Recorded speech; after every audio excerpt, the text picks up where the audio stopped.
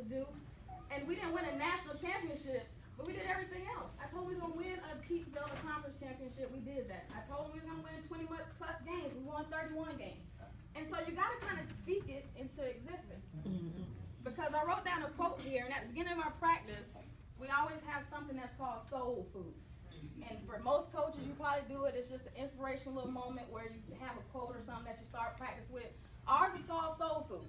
And it's food for the soul to start that day of practice. And every day, I read that quote to our team, or that scripture, or whatever it is. It could be a saying, some tattoo they have on their arm, anything motivational, and they have to regurgitate it. So today's soul food, other than the food you just ate, for the student athletes, this is your world.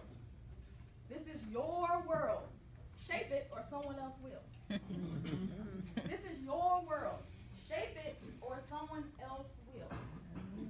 So anybody, and I always like interactive stuff, student athletes, tell me what it means to you. Regurgitate that. Now we got to have some leaders in here. Someone's got to stand up and not be afraid to speak. What does that mean to you? This is your world. Shape it or someone else will. What if I said I had $100 for somebody who answered it? It's illegal to do that. What does that quote mean to you? Well, as student athletes, you're looked upon by other students in your school, so you should use your influence to spark like motivation for others around you and use it positively. Absolutely. Y'all give her a hand. She said as student athletes, you should use your light. Your light on, I mean, you're ahead of everybody in your school just about. And if you want a state champion, or if you're on a great basketball team, or a great basketball program, you kind of lead your students, your peers. And so if you do the wrong thing, so say skip school, everyone's gonna think it's okay to skip school. Or if you see someone skipping school and you say, I'm not doing that, I'm not running after practice for you, then maybe that student athlete or that student will follow you. And so how are you leading your peers? How are you leading your peers? And it goes back to your circle. Are you the one that's in the circle that somebody needs to kick out? Are you that player on the team that nobody wants to play with? Are you mediocre although you have the ability to be great? And so these are questions you have to ask yourself. Greatness is not always given. Sometimes you're born great. Sometimes you earn your greatness and you work really hard to be good at something. And sometimes you're thrust into greatness where somebody pushes you and you just have to lead and do something. Which person are you? I like to think I was born great. I don't know, but that's just my mindset. I think I was born great. I like leading and developing and molding. And we were just sitting over here talking about it. I think I need media training because I don't really think I do post-game interviews how I would want to do them. But that's just me. I do them how I want to do them. And so I'm not letting anyone shape my world. I'm shaping my own world. And so whether I want to be successful and be priceless, or I want to be poor and unsuccessful, it's my world. Okay? And so, where's the stand up? Yeah, I can't give you money because it's illegal, and I love it.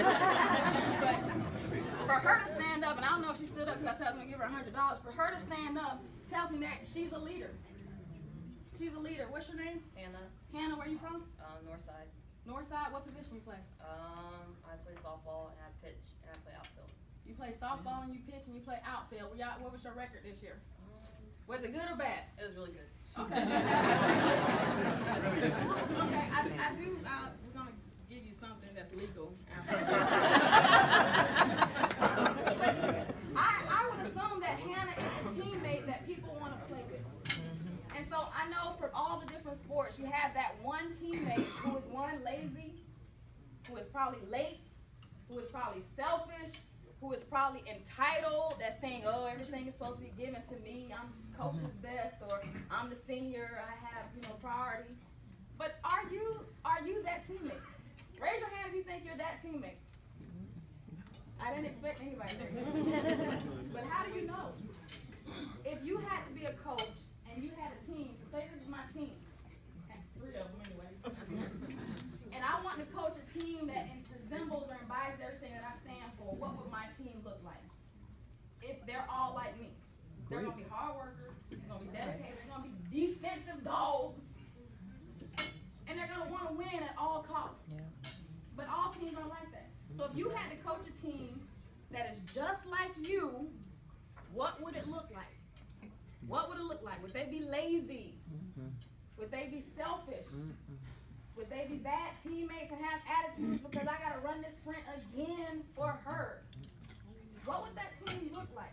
And so as leaders, and I challenge them all the time as the captains of the team, you've got to resemble what excellence looks like at all times.